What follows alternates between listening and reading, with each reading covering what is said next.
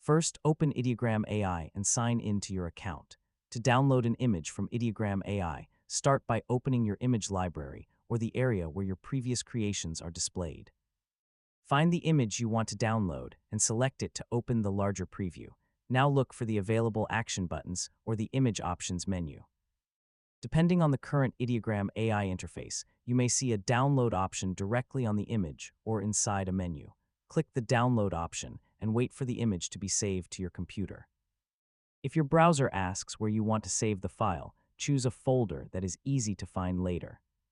It's a good idea to create a dedicated folder for your Ideogram AI projects, especially if you regularly generate images. After the download finishes, open the folder and check the file. Make sure the downloaded image is the correct version and has the quality you need. If you want a higher resolution image, consider using an available upscale or enhancement feature before downloading. You can also edit or remix the image first if you want to make changes.